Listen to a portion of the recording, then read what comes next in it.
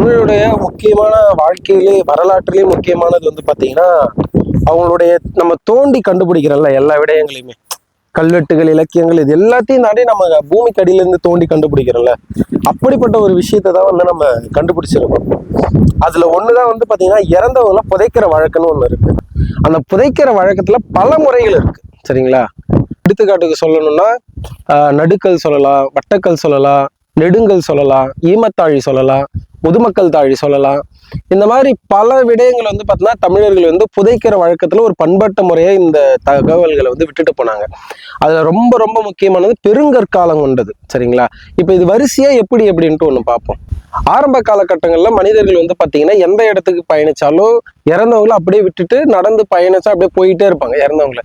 அதுக்கப்புறம் குடியேறினதுக்கு அப்புறம் ஒரு விதமா எங்க இறந்தாலும் சரி புதைக்கிற வழக்கம் அப்படின்ற ஒண்ணு வந்து இருக்கப்பட்டது. பிற்காலங்கள்ல வந்து பார்க்கும்போது அவங்களுக்குன்னு ஒரு மரியாதை செலுத்துற விதமா வந்து பாத்தீங்கன்னா இறந்தவங்களை வந்து அவங்களுக்குன்னு ஒரு நினைவு சின்னங்கள், சிறு கற்கள் அந்த மாதிரி எல்லாம் வைக்கப்பட்டது. அதுக்கப்புறம் நம்மளுடைய தமிழ் சமூகம் மேம்பட மேம்பட மேம்பட இறந்தவங்களை வந்து பாத்தீங்கன்னா புதைச்சதுக்கு அப்புறம் அவங்களுடைய தலை மாடுல வந்து ஒரு கல் நடுற வழக்கம் இருந்தது. அதுக்கப்புறம் அது வந்து சுத்தி வந்து இறந்தவங்களை வந்து கல் வந்து நட்டு வழிபடுற வழக்கம் இருந்தது. அதுக்கப்புறம் கல் திட்டை மாதிரி, அதாவது வீடு போலெல்லாம் வந்து கட்டி வழிபடுற வழக்கம் வந்து இருந்தது. அதன் பிறகு வந்து முதுமக்கள் தாழி வந்து வச்சு வழிபடுற வழக்கம் இருந்தது.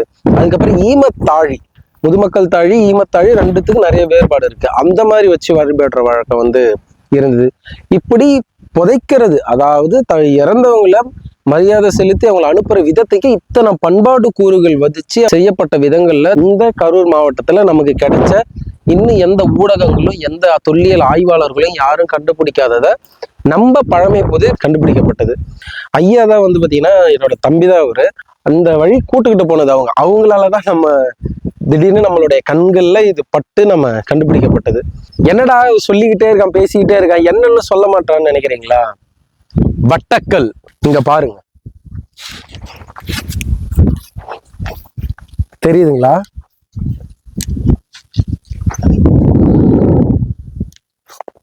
வட்டக்கல் தமிழுடைய ஒட்டுமொத்த வரலாற்றையும் தாங்கி சுமந்து நிற்கிற ஒரு ஈம முறையில இப்படி ஒரு வழக்கம். இதுக்குள்ள யார் உறங்கிக்கிட்டு இருக்கா, யார் என்னன்னு நமக்கு தெரியலனாலும் ஒரு தமிழனால இன்னைக்கு இந்த இடத்துடைய பெருமை வந்து இன்னும் கொஞ்ச நாட்கள்ல ஒட்டுமொத்த உலகத்துக்கு இது வந்து தெரியப்படுத்தப்படும். நினைச்சு பாருங்க, எப்படின்னு நினைச்சு பாருங்க, தெரியுதா?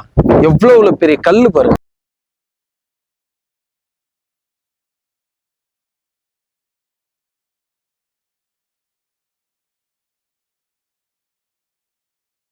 தெரியுதுங்களா? நிறைய வாங்க அப்படியே அங்க போயிட்டு இருக்கு, எவ்வளவு இருக்குன்ட்டு காட்டுறேன் வாங்க.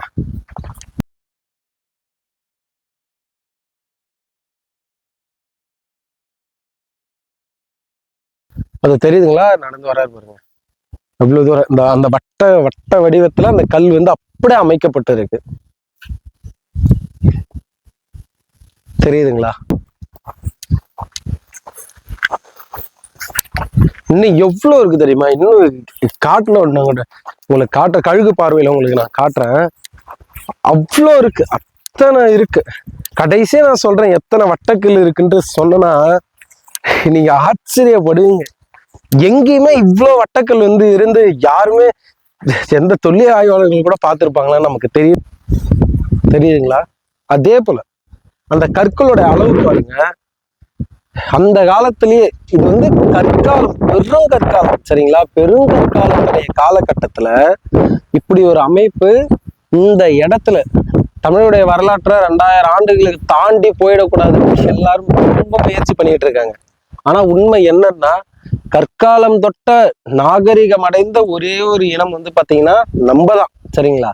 மற்றவங்க எல்லாம் எதுக்கோ அலைஞ்சுக்கிட்டு உணவுக்கு எல்லாத்துக்கும் இருக்கும்போது இலக்கியம் தந்து வாழ்ந்த ஒரு தமிழ் சமூகம்.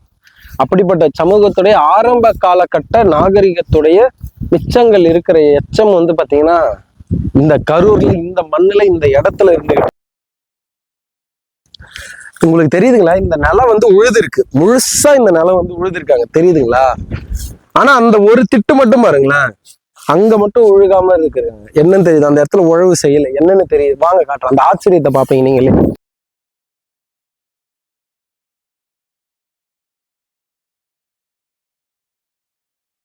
அதே வட்டக்கல் தான் புதஞ்சிருக்கு, இதோ பாருங்க. கல்லே புதஞ்சிருக்குன்னா பாத்தீங்க தெரியுது, இதோ ஒரு கல்லு, அங்கிட்டு ஒரு கல்லு.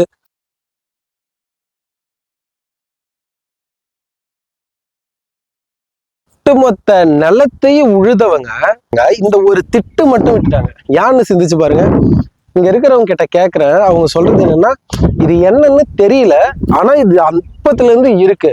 ஆனா இங்க இருக்கிறவங்க யாரும் இதை புடுங்கி போட்டுட்டு, அவங்க இந்த நிலத்துல கொஞ்சம் கூட விதைச்சா அவங்களுக்கு தான் வருமானம் ஈட்டல் இல்லையா.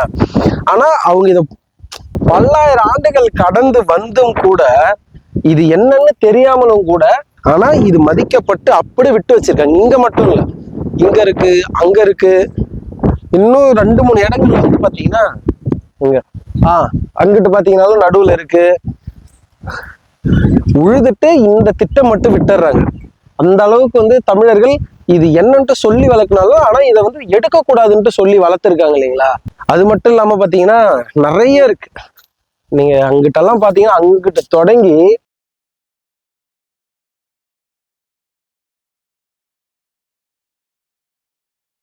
அது எல்லாமே வந்து பாத்தீங்கன்னா வட்டக்கல்லு தான், சரிங்களா.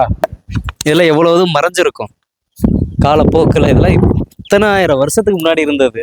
காலப்போக்கில் எவ்வளவு மறைஞ்சிருந்திருக்கலாம். கண்ணுக்கு தெரிஞ்சது 50, இன்னும் கண்ணுக்கு தெரியாதது எத்தனை வட்டக்கல்கள் இருக்குதோ தெரியல. இவ்வளோ பெரிய நிலத்துக்கு மத்தி இடம் அது, தெரியுதுங்களா. நிலத்தோட மத்தி, அந்த நில மத்தியில அந்த வட்டக்கல். வாங்க கிட்ட வாங்க காட்டுறேன்.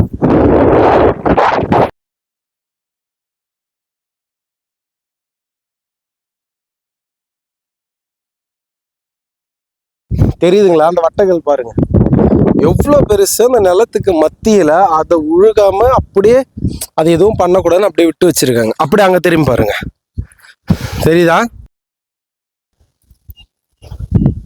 தெரியுதுங்களா. அந்த இடத்தையும் பாருங்க, அங்கேயே விட்டு வச்சிருக்காங்க. எல்லா இடமும் நிறைய இடங்கள் வந்து பாத்தீங்கன்னா உழுகாம இதை அப்படியே விட்டுட்டு எதுவும் பண்ணக்கூடாதுன்ட்டு போயிட்டு இருக்காங்க. இங்க இருந்த பெரியவங்க கிட்ட கேட்கும்போது அவங்க தான் சொன்னாங்க, இதை வந்து எதுவும் பண்ணக்கூடாது அப்படின்ட்டு சொல்லுவாங்க.